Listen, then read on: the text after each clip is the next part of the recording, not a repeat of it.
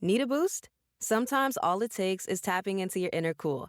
Icebreaker's gum helps you unleash the confidence within. Each chew releases a rush of icy flavor powered by cooling flavor crystals, sending a wave of refreshment to reinvigorate all your senses. Icebreaker's convenient pack fits everywhere, from car cup holders to backpack pockets, so you can find your cool wherever you go. Grab Icebreaker's gum online or at a store near you. When it comes to online college, Southern New Hampshire University is so good, it's scary. Listen, the facts don't lie.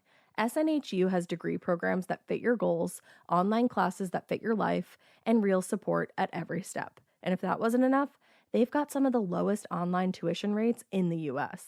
This is an airtight case, you guys. Visit snhu.edu/morbid to get started. That's snhu.edu/morbid. Every good detective needs a partner to support them on important cases. Think of a State Farm agent like your sidekick, there to help you along the way in your search for coverage.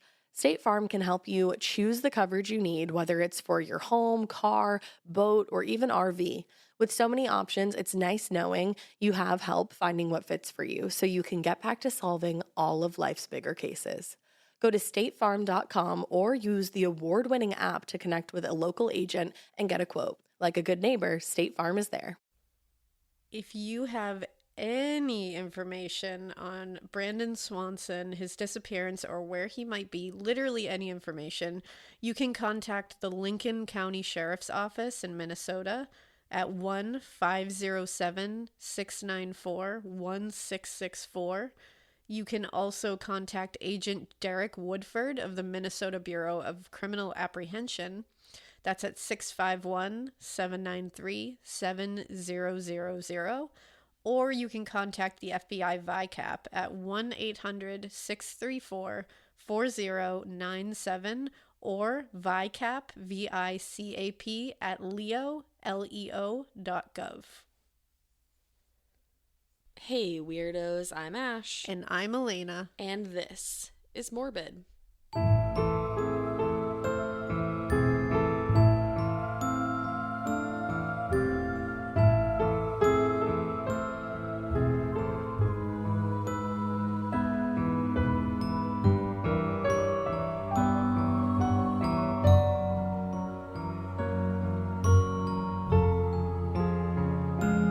I apologize because I might sound a little congested. Oh no, what's wrong with ya? I do not have the Rona. Already had that and don't have it right now.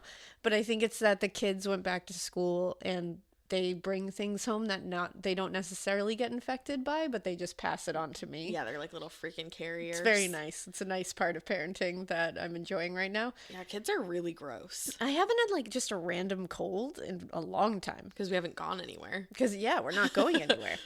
But alas, we can't escape any of this, apparently. We're all just going to be incubuses of viral plague.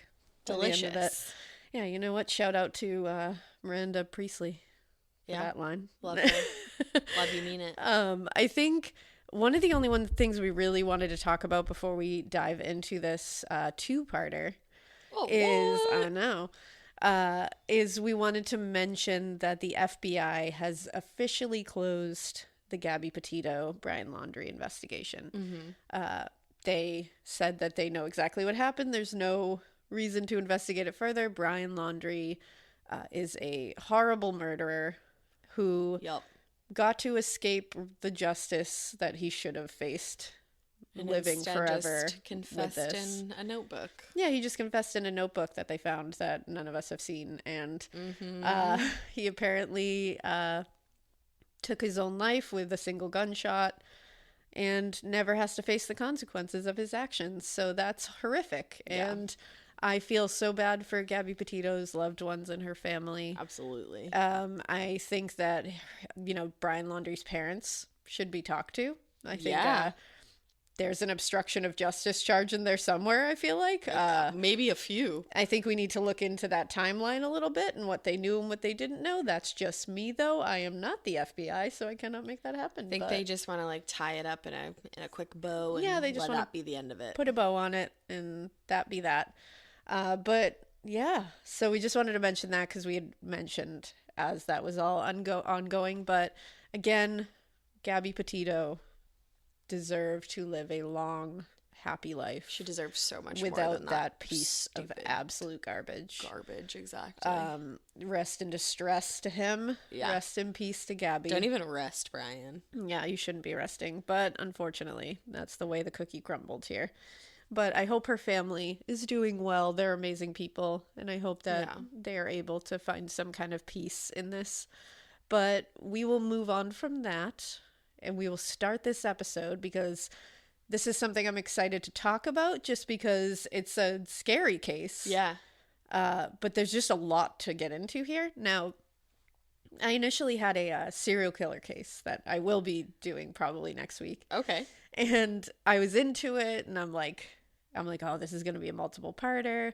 And then I happened to just like it happens all the time. I saw this case on the side of a website, and I was like, huh. And I just clicked on it. I was like, oh, I remember this case. You have like case ADD. I really do. It's just like something else draws me in, and I just have to do it. Regular ADD. I just have very specific, focused ADD, which is weird.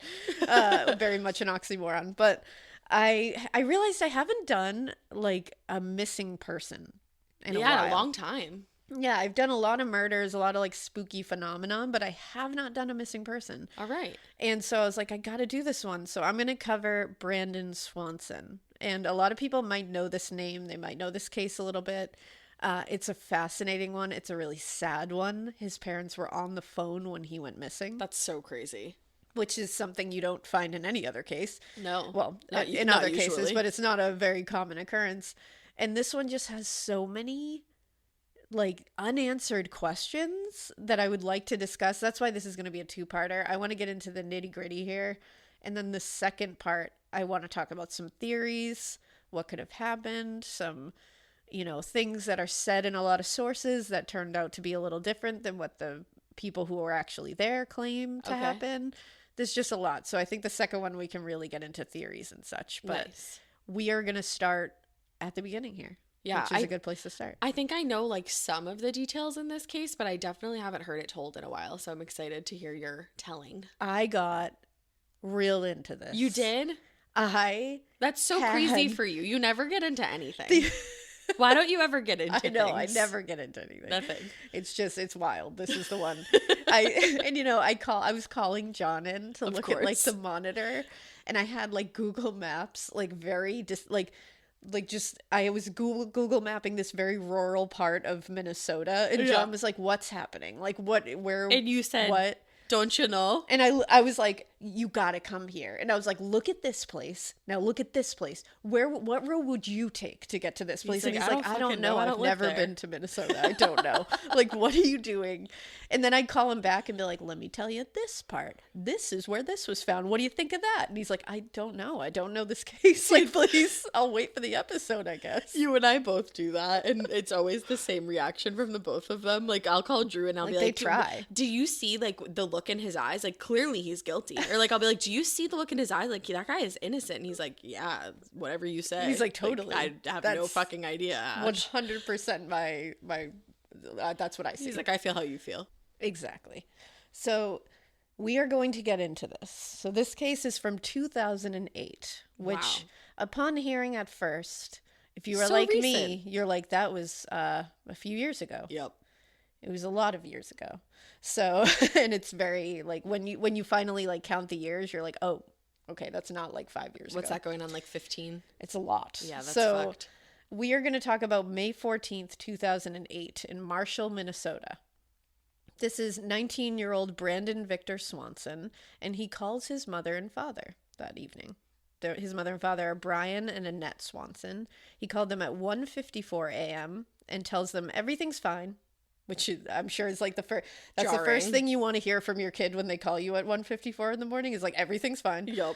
And he tells them he's totally fine. He's not hurt, but he did accidentally drive his green Chevy Lumina off the road on his way home. Oh, God. And he just couldn't get it out of this ditch. It had become wedged in this ditch. Mm-hmm. And I think what had happened is I think he was trying to turn around in a dirt road, rural dirt road, and he went off the side, and then his wheels couldn't catch the dirt. So they were just spinning in the air. So he literally just couldn't move the car. Oh, that's terrifying at 2:00 in the morning. Yeah, in the middle of nowhere. So I feel it's not really that he got in like a car accident. It's that he just like made a mistake turning around. Sure. Yeah. Now, again, he calmed them by telling them he was completely unhurt, but just needed some help with his car, and none of his friends were answering the phone. So they, of course, told him, stay where you are, and we're going to be there in minutes. We're coming.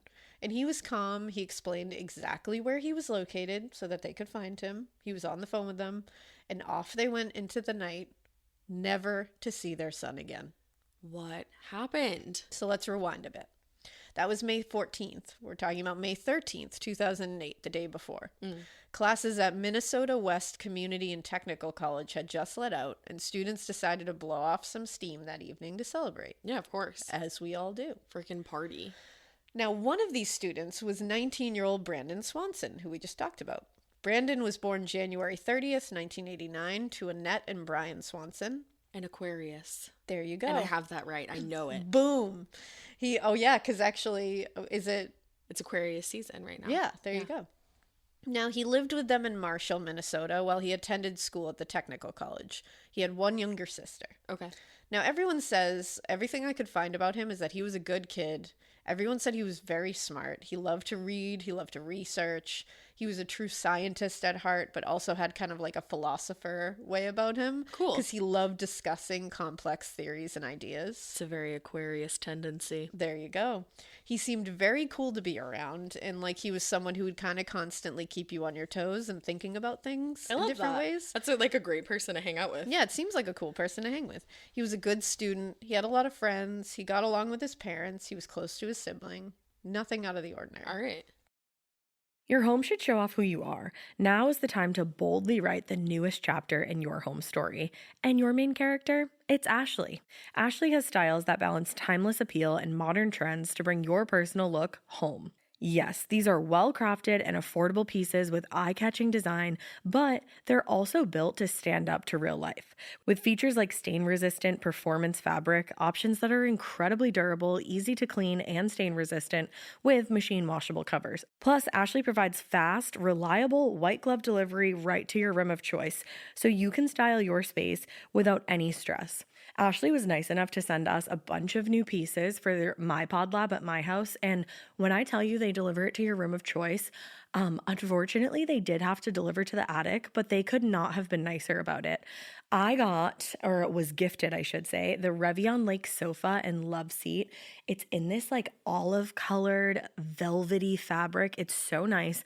I will say it is so freaking easy to clean because if you know me, you know that I have a white cat and a black cat and then a multicolored cat. The white cat loves to just roll all up on this furniture and leave his hair everywhere, but it's so easy to vacuum. I also got the Meili coffee table. So I have that, like I said, in my attic, but I'm ready to order another one for my living room because this coffee table is so beautiful. It has this like antique old money vibe to it. I absolutely love it. And then finally, I got three actually of the core stone end tables. They have little shelves in them so you can dress them up and, kind of like personalize them to your style. I highly, highly recommend all of the pieces that I got. And I just recommend Ashley in general. It was such an easy process to shop with them and the delivery, all of that from start to finish. It was awesome. Visit your local Ashley store or head to ashley.com to find your style. Getting paid twice a month doesn't mean money is scarce. It just feels that way. That feeling makes you do weird stuff, like putting things on a card you didn't need to. Earnin removes that feeling.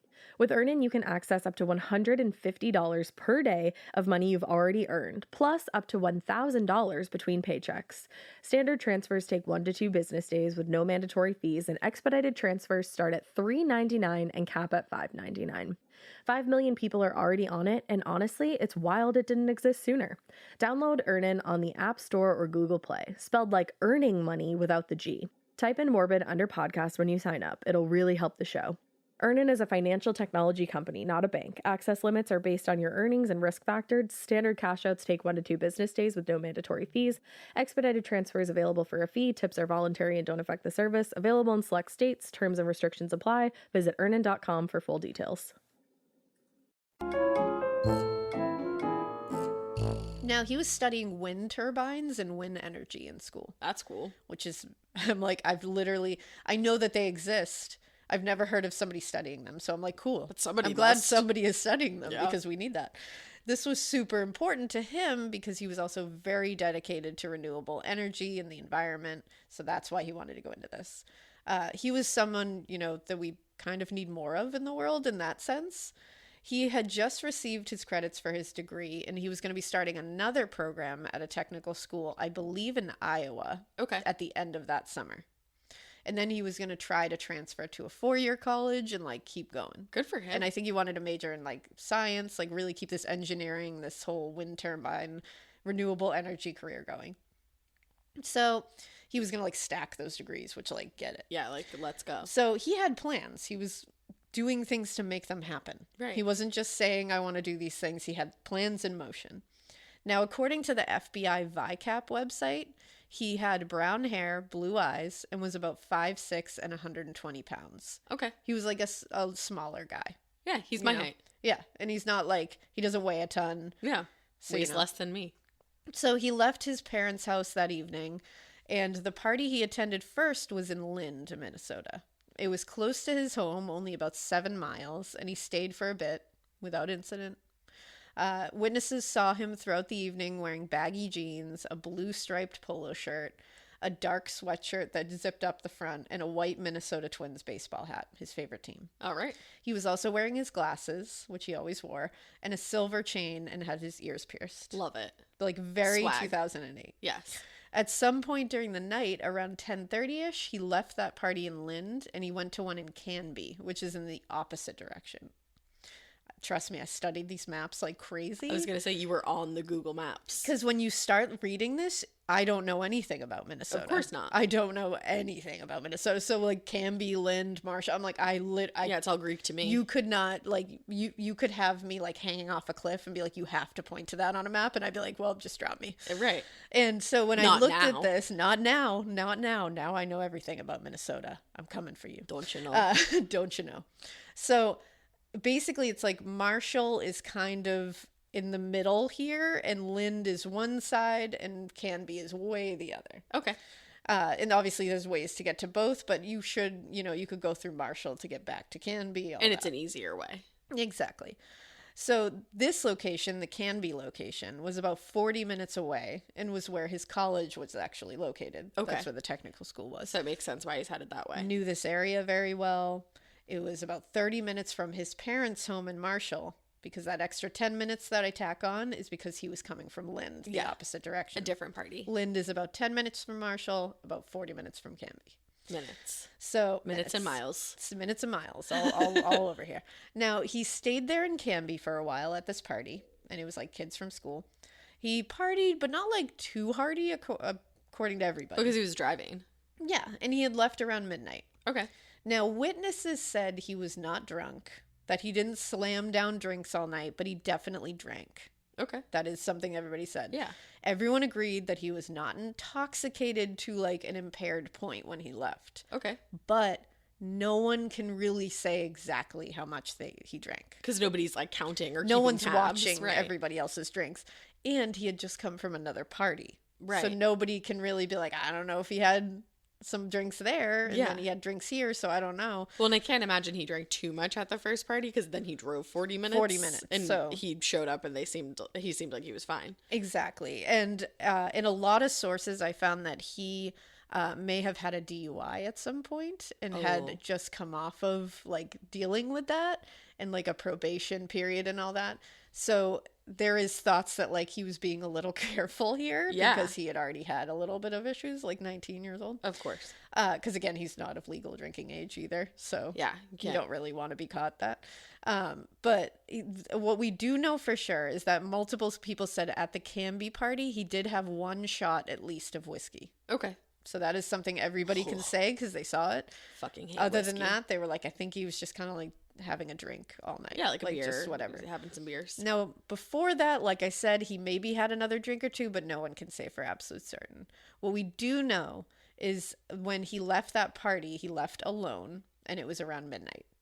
No one thought he was drunk or was concerned about him driving. That's a big thing. No one felt like they needed to stop him or Take say, his do you need keys, somebody? offer him a ride, nothing. They knew he was going 30 minutes back home to Marshall, and no one was like, you're Concerned. not okay to drive. Again, this is also a party of 18, 19-year-olds and like 20-year-olds. Yeah.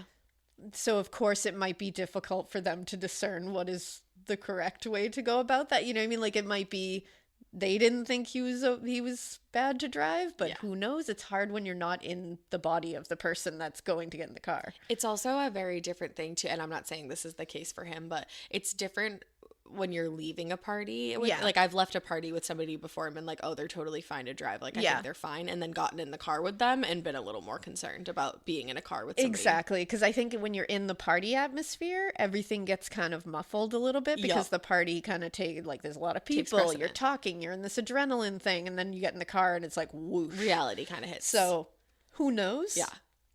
But we'll get to that because his parents also have a say in this because they talk to him on the phone. They obviously have known him since birth. They know him very well. And they have something to say about whether they believed he was intoxicated or impaired. Okay. Now, the road home to Marshall, where his parents lived, was a straight road, Route 68. It's just a straight road that connects Canby to Marshall. And so just driving straight 30 minutes would have brought him home. He didn't need to pull off. It's literally Route 68. Just go straight to Marshall.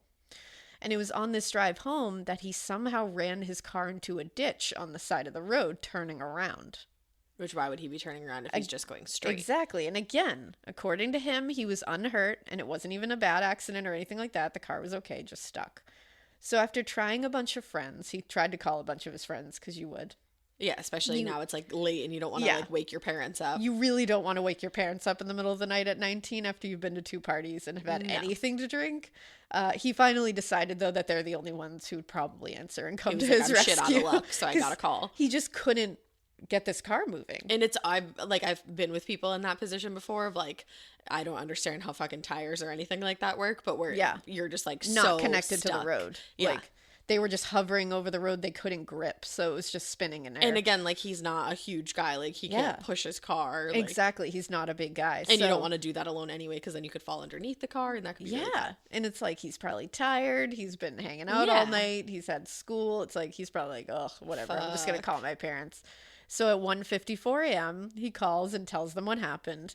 And they left immediately with directions he gave them to find him in the car. Now, what he told them, he said, I'm actually only like 10 minutes from home. He's like, I'm very close. He was saying he was somewhere between his home in Marshall and Lind. Now, if you remember, he was not. It's Marshall, and you go straight up Route 68 to Canby. Along the way is like Taunton, I think, a place called Minneota. But then the other way outside of Marshall is Lind, the 10 minutes away. Now, he was at Lind first. Yeah. And he went to Canby. And then was coming home from Canby. So he shouldn't even be So why is he saying he's in between Lind and Marshall? Like, that's strange. But they didn't know that. He's telling them that's where he is. Okay. Now, it's like, there's literally, I was trying to figure out any way that this made sense. Any route. But it's a real head scratcher for me. He went, if he was there, which we're going to say whether he was or not, it would be unbelievable out of the way.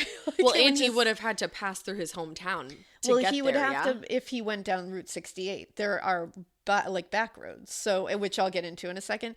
If he went back roads from Canby, he would technically go through Lind, but it would be an unbelievably long route, and it would almost be like a hook. It would it would like loop around.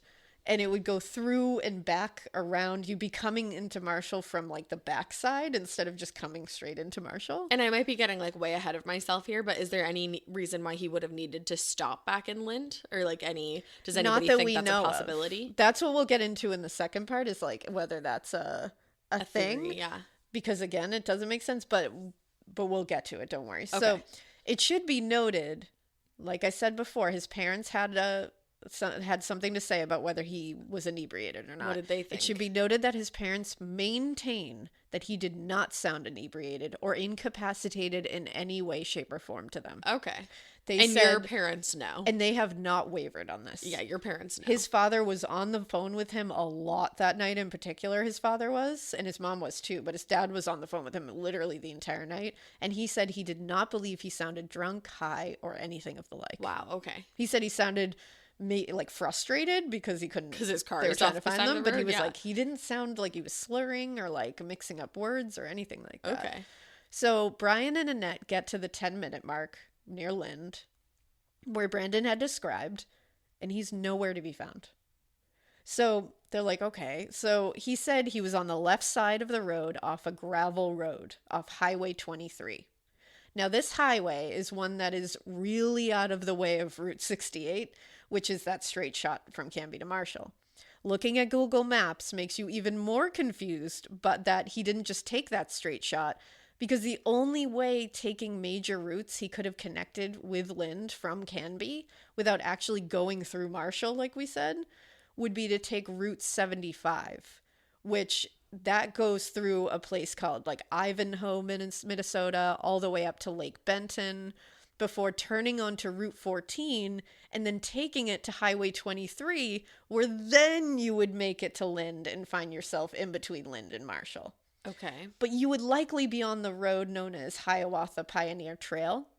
Now, looking at the map along this particular crazy route, there's a lot of farmland and mills and campgrounds, a lot of areas to really get lost in the middle of the night.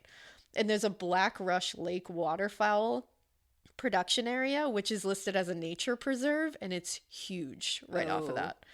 After passing that on the right, you come to a Camden State Park with a historic mill site on your left, like 2 huge areas to get in a lot of trouble if you're lost. Yeah. Now, I can only imagine he had a reason for taking that kind of crazy way out of the way. Because again, not a straight shot at all. Yeah. Like, you have that straight shot right in front of you, and it's just Highway 68. You can just take it. But instead, he's taking this like Route 75 through all these towns and rural back roads, and then he's having to turn onto Route 14, and then he's got to take that to another highway, and then you're at Lind on the backside of Marshall. It's just, and there's what? like there's no way that this was faster at all. To me, I don't see it at all. The only thing that I can say is, and you've driven with me before and been like, why the fuck are you taking this way? Yeah. I think, like, I have shortcuts for everything, and you and Drew are like, this is the longest way possible. That's like, why true. are you going this way? Except that he goes to school in Canby every single day. And Oh, he yeah, but I takes- live in this town. But he takes Route 68 Every time he single goes. day. Okay. There's literally no reason he should have gotten himself lost in these back roads. And he's lived in Minnesota his whole life. And he takes this route every day. He takes to this school. route every single day. This is his route. Like, why? Okay. Why? Okay. Like, why would he do that? I mean, if he left the party around midnight, there's a possibility he went through to Marshall on that straight shot, which would take about 30 minutes, bringing us to only about 12:30, 12:45. And maybe he went to Lind again to see someone? That's the other thing that I was confused about, because you said he left this party at midnight and he didn't call his parents until almost 2:00 in the morning. And even if he went to Lind, that would only take us to around 1, not even. And then he may have went to go back to Marshall from Lind again and actually did crash there, but we find out later that's not the truth. But even going from Lind to Marshall would only be supposed to take 10 minutes. Yeah. The timeline doesn't make sense either. No, this is So freaky. they called him again and they told him, we're in the area between Lind and Marshall where you said you were. We don't see you. And he was like, what the fuck? I'm right here, but I don't see you either. And It's so like a both parallel fucking universe. Exactly. So both parties see nothing. They're both like, what the fuck? And Annette and Brian decided to flash their headlights and honk their horn. And we're like, do you hear that? Like, do you see any lights? Yeah.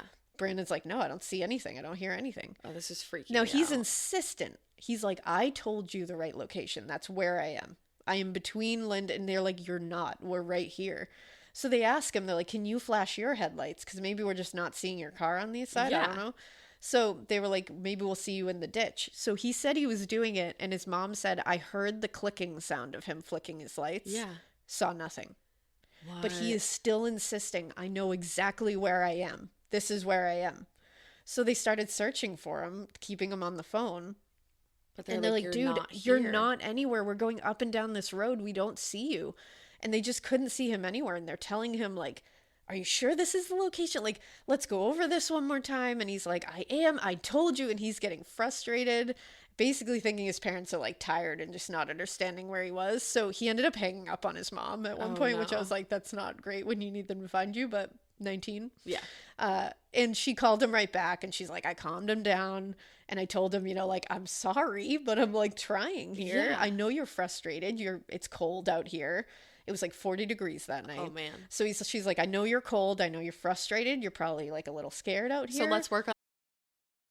Okay, let's be honest. I feel like when we were all like really first starting our periods, we all had that moment where we bled through our jeans or something like that. And it always happened at school or at a sleepover somewhere really embarrassing. Periods always come with enough surprises, right? So nobody wants a pad that stinks. And honestly, women have been expected to just deal with that for way too long. That's why Kotex is changing the game with a completely redesigned lineup of pads and liners like Kotex BioCare. Kotex BioCare is the first and only pad with the pH proactive system that helps optimize the pad's pH.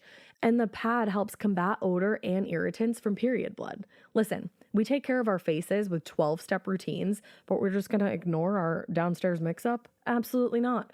Kotex BioCare gets it, and I love that. Check out Kotex.com for more details on the new launch of Kotex BioCare, available in regular, heavy, overnight, and daily liners. Every flow covered. Now available at retailers nationwide. The Sherwin-Williams summer sale is here. Get 30% off select paints and stains or 35% off their newest product, Emerald Symmetry, July 17th through the 27th. Whether you're looking to refresh your interior or your exterior, they've got the colors to bring your vision to life. And with delivery, getting everything to your door is easier than ever. Shop online or visit your neighborhood Sherwin-Williams store. Retail sales only. Some exclusions apply. See store for details. Delivery available on qualifying orders. This together. But she's like, I'm really trying to help you here. Like, just like, I want to find calm you. down. She's like, we're frustrated too. Yeah. Like, everybody take a chill. And she's probably like, listen, I want to find you as much as you want me to find you. She's like, I'm worried about you. Like, I want to find you're you. My little babe. Like, you're my baby. So after trying some more with no luck, Brandon said, you know what? Maybe we should just meet somewhere specific that we both can go to. Not like just walk. Like side of the road, not any of that. Okay. So he says, you know what? I see lights from like a town. So he's like, I see Lind, like the town of Lind. That's where the lights are coming from. So he's like, you know what? I'm going to walk to Lind because it's not far. He's like, it's 10 minutes up there. Okay. And he's like, and you know what? Why don't I meet you in the parking lot of this bar called the Lindwood and Trev's Kitchen? And he's like, why don't I meet you in the parking lot there? That way we both know where we're going. We can't mix this up. This stresses me out. So this is one of the first, I was like, I got to find this tavern. I need to know where this is. So I looked. This is one of the first Lind landmarks off that Hiawatha Pioneer Trail off of Highway 23. So he was smart to say that because he's saying, there's Lind. I see it. Yeah. The lights. I'm going to hit that first landmark that you enter that town. It's right there. Okay. So he's like, we can't fuck this up. And again, like I said, it's 40 degrees by this point and it's dropping lower. It's cold in Minnesota. Yeah. So Brian dropped a net off at home first because he was like, I'm going to go meet him because he's like, he's going to take a minute to walk there. So I'm going to drop you off at home just so we have somebody at a home base. You know, like I'm getting freaked out here. Yep. Drop you off at home. I'm going to meet him at the bar and we'll figure that out. Okay. So he's like, okay. Now this entire time, his dad was like, stay on the phone with me. Yeah, because you're walking like, in the middle of the night. And he's like, I'm dropping your mom off. Like, you're going to keep me on the phone, but I'm going to keep you company while you're walking. Sure. Like, this was smart. Oh, God, I'm freaking out. So he's on the phone. They never hung up. He was walking to what he thought was Lind, and he said he was on the phone letting him know every step of the way what he was seeing. I have this feeling that he's not walking to Lind. So he was walking along the road, telling his father each step, and at some point, he told his dad, you know what? I'm going to get off this road. I'm going to cut through this field because he said it's going to be quicker than following the road the entire way. And it feels dangerous to be on the road. Okay. So I couldn't figure out what field he was talking about or where it would have been quicker to cut through a field off of the road. And it proved to me that he definitely had no idea where he was. And he was not in that space between Lind and Marshall. Now that as I was reading this case, I didn't look ahead, so I was like, okay, I'm going to see if I can figure out if he was within that area first before I find out the real truth of whether he was. He's not. And when I was looking at it, I'm like, there's no field that you can cut through that would be quicker than walking directly along the road. It just doesn't make sense. And he told him he could hear running water nearby. And I was like, where? Where are you hearing running water? Yeah. Like, what the fuck is going on right now? And he also tells his dad he had come across, like, he's like, oh my God, I just hit another fence line and I have to hop that fence, like a field fence. Okay. And he was frustrated having to cross them. And I'm looking and I'm like, no, you didn't. Like, no, you didn't. If you are where you think you are. So as this is all happening, like many, many minutes pass with his father talking to him on the phone. Brandon just told him where he was walking and what he was seeing or hearing. And then all of a sudden, Brandon just yells, oh shit. And the call goes still. And that's the other thing. In a lot of sources, it says the call goes dead. That's not what happened. His mom confirmed later that the call did not go dead. He just stopped talking. He said, oh shit. The call was still going. And they were yelling for Brian on the phone, like trying to get his attention. For Brandon. Oh, excuse me. Yeah. Brian is his father. Yeah, no, it's confusing. Brian and Annette were yelling on the phone for Brandon, trying to get his attention, but they couldn't hear anything. And they said they thought they heard him fall, maybe. Okay. But then they were like, what do we do? So they said they hung up the phone. They got the call dead because then they called back. Okay. Because they said they thought maybe the vibration or the sound of the phone and the light from the phone would either wake him up if he hit something, or it would, if he had just dropped the phone, maybe it would let him see where it was. But they kept calling and it kept ringing, then going to voicemail. So the last phone was thing they not heard dead. him say was, oh shit. Oh God. And there's also no, because I was like, it doesn't say he yelled, oh shit. It doesn't say like exactly how he said, oh shit. And I know it seems like a small thing to think about. No, but it's I'm like, really not. But I'm like, has anyone asked them, like, did he go like, oh shit? Or did he say like, oh shit? Or like, oh shit, you know, like was it? There's many different ways in which you would say that, and it's different ways, different situations that would elicit a different oh shit. You know, like if somebody is coming up to you, you're gonna go oh shit, like what the fuck is that? Yeah. But if you just like tripped over something, you're like oh shit. Yeah. But if you drop your phone, oh shit, like you know, it's right. Just, I don't know many exactly. different ones. So there's little things in here that you're just like I don't know. So initially, their thoughts were he fell, something happened, and he fell. Okay. And the phone. So to me, that says he's saying it more like, oh shit. Like oh shit. Yeah. That's what I like. Oh shit. Like I'm a trip to fall. So the amount of times we said oh shit. I know. I feel like it's like losing meaning. But frantically, Brian drove all over that road searching again but nothing. I can't imagine how they were feeling in this moment. So he gets Annette again. They call all of Brandon's friends, but no one has heard from him. And luckily, all his friends joined them. And were like, we'll help look for him. Yeah, like, of course. And so they searched all night, but they found nothing. No Brandon, no car. No trace. Nothing. So 6:30 a.m., Annette and Brian called the police and reported Brandon missing at the Lyon County Sheriff's Department. And they actually went down there. And the police weren't concerned.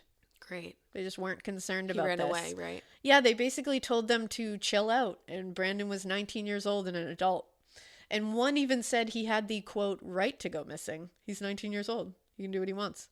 You're like, yeah, but the last thing he said to me was, oh shit, so I'm a little bit concerned. Well, that's and ran his car off the road. Like, well, they basically were like, well, don't all 19-year-olds disappear after calling their parents for help?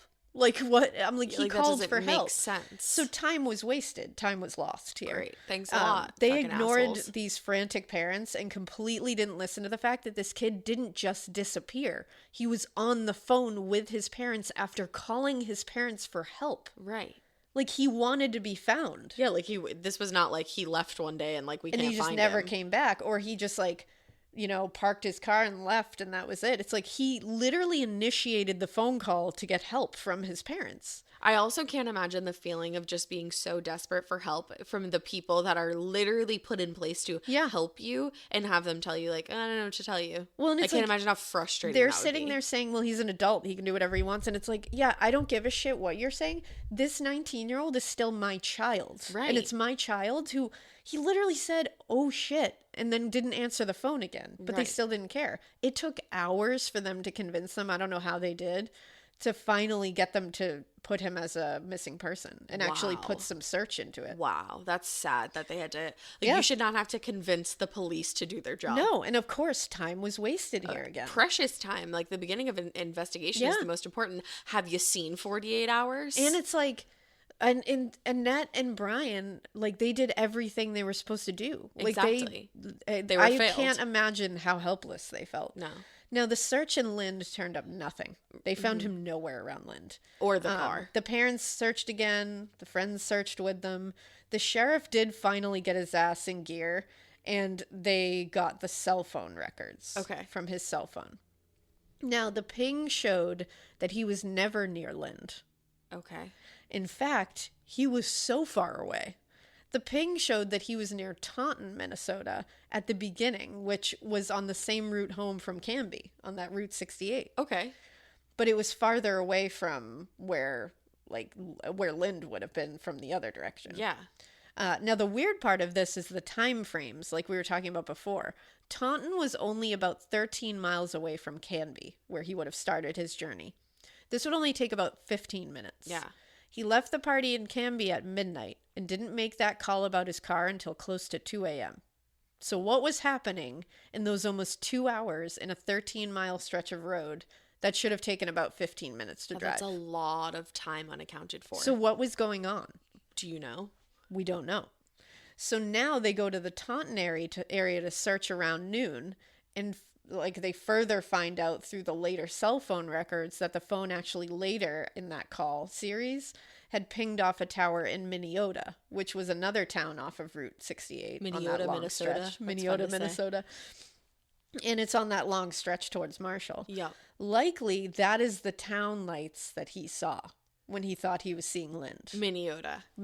Okay. This makes more sense for the fields and fences and running water he was seeing, and saying that it seemed like it would be a quicker way to that town because he could cross several fields off the road, and actually the Yellow Medicine River crosses right between them.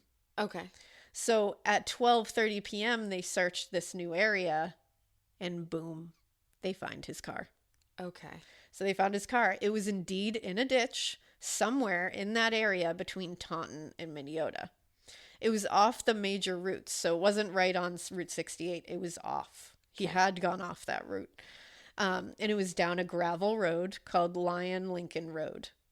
I truly wonder where he was going or coming from. It still doesn't make sense because he still got off of Route 68. And there was no reason to. And there's just no reason. Because again, I also just don't understand where he thought he was. Like how he thought he was. Because he's lived in this place his whole life. Yeah. And they found the car in this weird area off the beaten path, not making sense for coming from Canby to Marshall and not anywhere near Lind. When they looked inside of it, there's no blood, no real evidence that any kind of injury would have come from arriving in that ditch. And in fact, there was no damage to the car itself at all. Well, that's great. No tracks also to see which way he walked from the car.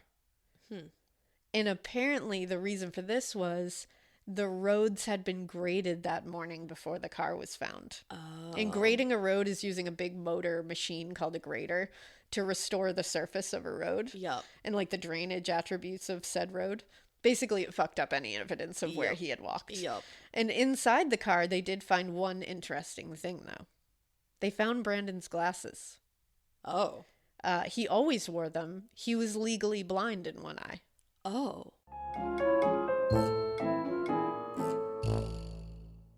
Why wasn't he wearing his glasses? What? He would never take them out. What? Yeah. And according to the FBI website, his car was found abandoned in a ditch with the car doors open and keys missing. Interesting. 2 doors open. It just says car doors open. Okay. Does this mean open as in unlocked or open as in wide open? No one is clarifying this. Oh. Because those are 2 different scenarios to me. Well, yeah, because it really, if it's saying doors open and they're meaning like ajar, yeah, only one should be open. Exactly. But if they're saying like unlocked, then it makes sense that all of the doors are unlocked. It would make sense that the car doors are unlocked because you're not necessarily going to think to like lock all your car doors when you're trying to just figure out where you are. But if they're wide fucking open, that's weird. What's that about? And why the fuck are your glasses in there? Yeah. It's like that's, and I know his parents maintain he was not sounding inebriated or incapacitated. Everybody seemed to, and it's like, say that. But why would he leave his glasses? It's dark. I'm not You're even on a country road. Well, and I'm not even legally blind in one eye. And if I took my glasses off and left them in the car, I would have no fucking idea where I was going. That's the thing. It's like you think of these country roads, and I'll make sure to, I'm going to make little, like I'll take pictures of the Google Maps so you guys can just get a better idea. Yeah. And we'll post the photos with this episode like right away so you can look at them while you're listening, just so you can have a better idea. Yeah. But if you look at it, it's like these are very rural roads, like not lights, no way, Jose. And it's like, but I wouldn't even be able to see. No. I have pretty good eyesight. And Yeah. it's like, I would not be able to see in this darkness. And it's like, he's legally blind in one eye and literally wears glasses 24/7. Right. He never took them off. It's like, why would he take them off and go walking? And two, was he driving without them? Well, that was my next question. That's the other and is that thing. why he got so lost? Exactly. It's like, is that why? But like, why would But it he doesn't not make drive sense. with them? Because they're not saying that they're broken. They weren't like nothing like that. So it's like, what is that about? And like, honestly, he probably would have.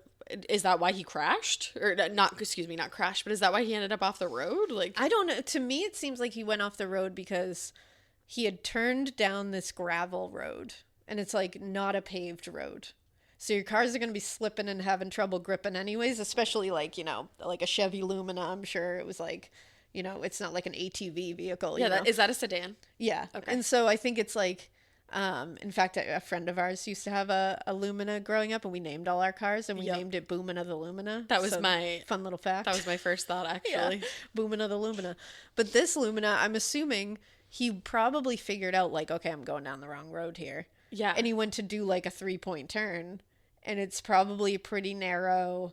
I'm assuming what it looks like in the pictures is like the sides of the road kind of dip. Okay. A little bit, Yeah. like gravel roads tend to. Yeah. And so when he went to do that 3-point turn, one part of the car just slipped and couldn't grip the road anymore. So he was just kind of stuck in that weird position. But it's like, I was looking at Luminas. why was he down there? Like, why did he turn off of Route 68? That's what doesn't make sense to me. I don't know why he would come around the back way. No. All right, so keep going, because I need to know more. So there was a huge search. Now that they found the car, they're like, holy shit, like he's in this area, obviously. Yeah, and where is he? So let's go find him. So now the search went really... Getting scared is one thing. Getting a thrill is, well, you want more of those in your life. The Genesis GV70 is built to thrill, baby. A thrilling yet elegant design always makes driving the GV70 an exciting adventure. Its powerful athletic stance screams performance and turns heads. Everybody's looking at you, girl, or boy, or whoever. Command the road and experience a class-leading standard 300 horsepower. Oh my God. Plus, discover the different dynamic drive modes for all different terrains. Choose between the different terrain modes for whatever road conditions you may encounter. The Genesis GV70's award-winning technology and performance lets you drive with comfort and drive with confidence all at the same time. It's an exciting SUV with intuitive tech that can make your ride smooth even when the road isn't. And its blind spot cameras allow you to see what's next to you. It's like having eyes on the side of your head. That's pretty iconic. Its performance, by the way, is measured not only in power, but in how it makes you feel confident, sexy. The Genesis GV70. Learn more at genesis.com and feel the GV70. Like crazy. I hate that I know that he's still a missing person, because I'm He's like still waiting for you to be like, and they found him here. No, they did not. They So used fucked. ATVs, they used helicopters, bloodhounds. The bloodhounds actually picked up a scent and followed it for 3 miles into fields and through an abandoned farm. Oh, They an abandoned farm. No fucking thank you. They went towards the Yellow Medicine River and indicated that Brandon had entered the river. This could have meant that he fell in, but it also could have meant that he crossed it or went in accidentally and still survived. Also, those same bloodhounds picked up that scent that went into the river, but then they picked it up again coming out of the river. So it seems like he did not end up in that river, and that was the end of the seems like scent. he crossed through. So they searched the river now, though, because Yeah. obviously they have to. Yeah. No body. Okay. They searched the whole thing and not one piece of evidence that he drowned. Right. And investigators said there was almost no way he was in this river, like ended up in the river, because he would have washed up by now, and they searched it extensively. Right. And again, the dogs picked up another scent coming out of it. Now, I think in part 2 we're going to get a little more into this too, because there's a couple of places that they might have hit that people have like theories about. But the fact that the way that this river goes, he definitely would have washed up. Like, that's for sure. He would have washed up somewhere. They would have found evidence of him going into that river. They found nothing. And then the fact that the dogs picked up a scent coming out of the river, like, did he fall in the river and then he got out of the river and it's 40 and below degrees outside? Yeah. And elements. But if that's the case, where the fuck is he? Yeah, where's his body? He had to have fallen somewhere. He had to go, but then you're like, did he crawl somewhere and like hide somewhere to like, but that doesn't make sense either. Like, where's his phone? Yeah. We never found the phone. They never found the phone? They never found the phone. And it's like, What? where is all this shit? And why didn't he have his fucking glasses? I'm just like... That's the main question of why didn't you have your glasses? That to me is like the weirdest indication that legally something... blind in one eye. Legally blind. Again, like, I can't go anywhere without contacts or glasses in, and I'm not legally blind. I think I have like -3, -4. That's the thing. So they did use cadaver dogs who indicated that human remains were near Mud Creek, but they never found anything. Okay. And then they officially searched for about a week. This was like a hardcore search, like the ATVs, the helicopters, the bloodhounds, the cadaver dogs. Then they had to stop the official search, and family and friends continued, though, and they continued for a long time. They found nothing indicating he was anywhere. And the official search started again in the fall, because they were kind of, I don't know why they were waiting, but cadaver dogs were brought in again, and they got a scent into northwest of Porter, like his scent, and then they lost it. What? So it's like, what? So they suspended it again in the winter because it's going to be hard to search in the winter, especially in Minnesota. Yeah. Which also sucks because it's like evidence is just getting fucking washed away at this point. Exactly. And they ended up searching about 122 square miles between everything. Nothing. Not a shred of evidence. There were 500 volunteers. I mean, there were like dogs from several states coming in to do this work. I mean, everybody was going ham on this, and that family did not rest. His friends did not rest. Nothing. And in 2010, 2 years later, it was handed over to the Minnesota Bureau of Criminal Investigation, and they became the leads on the case from there on out. They kind of tried to focus on certain areas more, like what, you know, like those river areas, the abandoned farm, all that place. Nothing. They were getting scents, and then it would just die out. It's like, so was he bizarre. Moving around? What was going on? Like, where is he? And the fact that they searched immediately after this happened. Right. It's not like this is like he went missing 2 years ago and now we're going to try to find him. It's it was like within a matter of hours. He wasn't decomposed. Like, he was there. Somewhere. If something happened and he had passed away that night, his body is there somewhere. Where the fuck is it? Which leads me to believe that he did not pass away that night. That's what I'm like, what is happening? I can't wrap my brain around it. And that, I think we're going to leave the actual case there, and we're going to pick everything back up in part 2 so we can really get into these theories, because I want to take our time and like really... You're going to leave me hanging with all of that. But I think, so the things that have, you know, there's been things that come out about this case that, like, you know, there was questions about whether Annette was dropped off at home, like between all this and all that. Because in one interview she said, like, no, I was like on the phone when that happened. Yeah.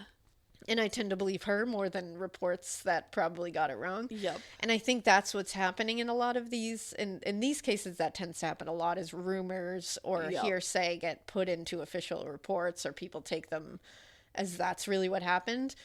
From Annette's mouth, and I don't know if she's misremembering or that's what it is, she said she was on the phone when the shit happened. So maybe they were just like on the way to drop her off, and then that happened. And that's the thing. What I think is like, that was a very frantic night. I'm sure a very stressful night. Bits and pieces get lost. A lot of shit happened, and maybe it just timelines got threw off a little bit. But that I just wanted to mention that, because a lot of things, like, you know, how she said, and she said it, she was like, the line didn't go dead after he said, oh shit. And that's reported widely.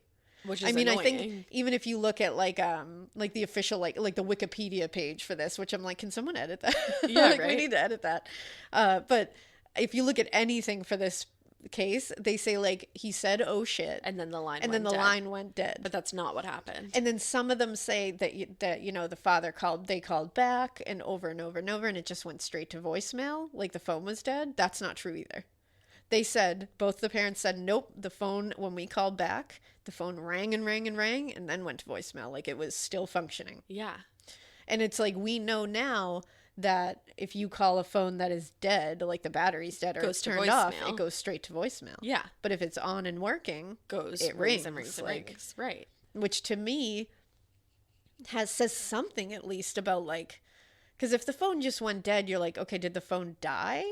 And was he saying, oh shit, because he realized the battery was dying? But that doesn't seem to be the case. But that doesn't seem to be the case, because it's like, did he fall and the phone fell? And like that would make more sense, I guess. But they were calling, so like they had the right idea, like let's call, so like the vibration wakes him up, or the lights or whatever. Yeah. So it's like eventually he would see the lights if he wasn't unconscious. Like you would see, because they said they called like 5 or 6 times over and over again. In like quick succession too. My God, I cannot imagine the panic. I can't fathom that. That must have been the worst.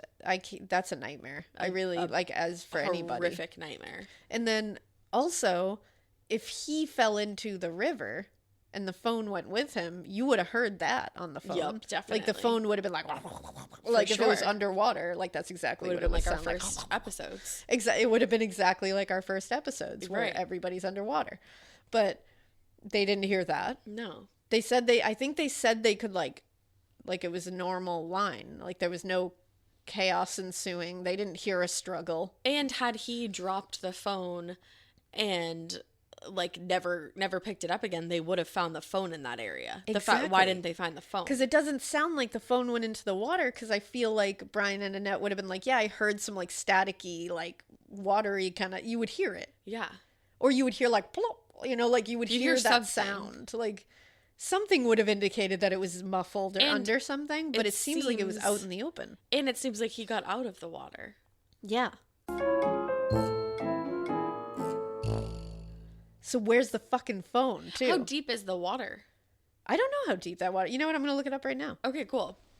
So according to Minnesota's Unsolved Missing Persons, it's a really good website for this. I'll link it because they're awesome. Let's see. The Yellow Medicine River is knee deep in some areas and up to 15 feet deep in others. Okay, so it would make sense that he could have waded through it. He definitely could have waded through it in some places. Because that was my question of like, would he have to like full blown swim, or could he wade? Yeah. So, and then I guess in other areas he would have had to swim. Yeah. Okay, so it's all a matter of where he entered. It really is, and that's the thing. We have no fucking clue. What the fuck? All we have, and it's what's weird too, is all we have in this case is what he has told us. And what he told us, what he was telling his parents. Because he didn't even actually know where he was. He didn't even have his glasses on. Which also, why? I will harp on that forever. Why didn't he know where he was? That's the thing. Why did he think? And it's not like he was a little off. Like he was so off. Miles and miles and miles. He was so off. And then I'm like, what happened in those 2 hours? Right. Because it's like, did you think you were driving that far? Because you were just tooting around all these back roads and you just like, but like, what were you doing? And how did you get that turned around? And you knew that like you would have been lost because you drive this road all the time. I'm so confused right now. It's very Do confusing. People have theories for like the lost time? People do it, like, kind of, yeah. There are theories for the lost time, but it's really a mystery. It truly is, because we can sit here and we will posturize, like, you know, what could have happened in the next episode, but like, we don't know. It's so spooky. And the fact that he has never been found is, and this isn't like, you know, because I think of like Bryce Lost Pizza. Yep. And that's a crazy one, but that one almost has like so many more possibilities to it. And this one, it's like, it's one area. Right. And we can't find him. Right. His car was left. Like, where did he go? Yeah. Like, it was 40 degrees that night. Where was he going? He didn't have a jacket on.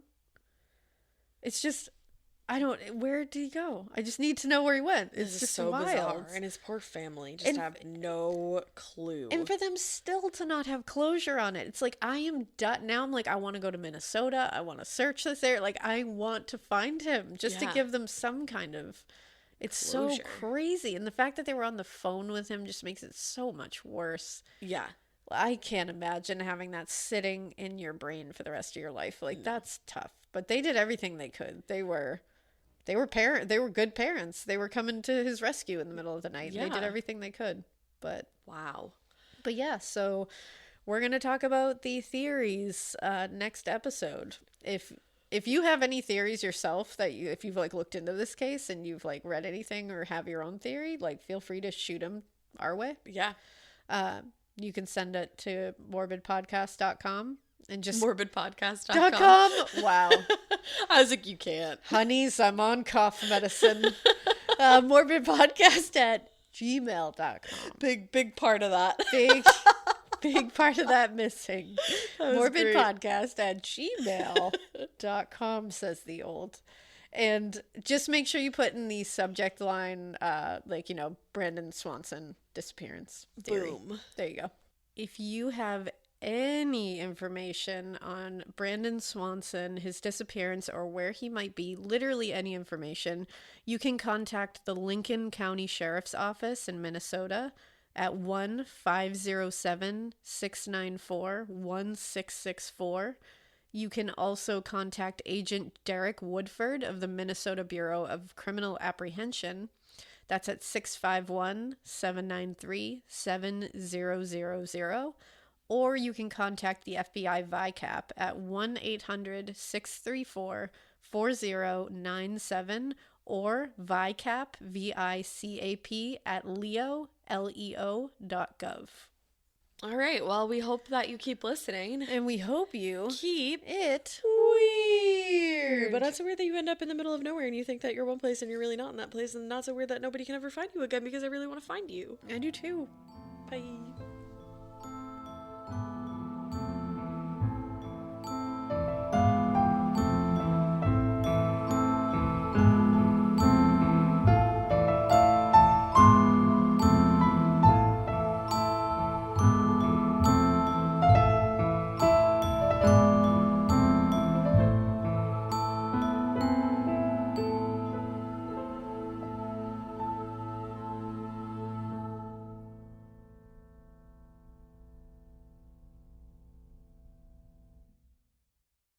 I like things my way, my coffee, my schedule, and my treatment. So I talked to my doctor about self-injecting with the VivGuard Hytrulo pre-filled syringe, which contains efgartigimod alpha and hyaluronidase QVFC. It's injected under your skin, subcutaneously. It means I can inject in my space, on my time. It's my treatment, my way. Visit VivGuardMyWay.com. That's VYVGART myway.com. And talk to your doctor about VivGuard Hytrulo. Brought to you by Argenix. Jimmy Conrad here, and I have something to put on your radar. The core short from Veered. Because after getting my first pair, I was hooked. They work for everything that I like doing. Soccer, tennis, hoops, and lifting weights, to name a few. And they're unbelievably comfortable, which is why I wear them doing everything else. They are designed to work for whatever your day throws at you. For our listeners, they're offering 20% off your first purchase. So head to Vuori.com/footy. That's VUORI.com/FOOTY. Exclusions apply. Visit the site for full details.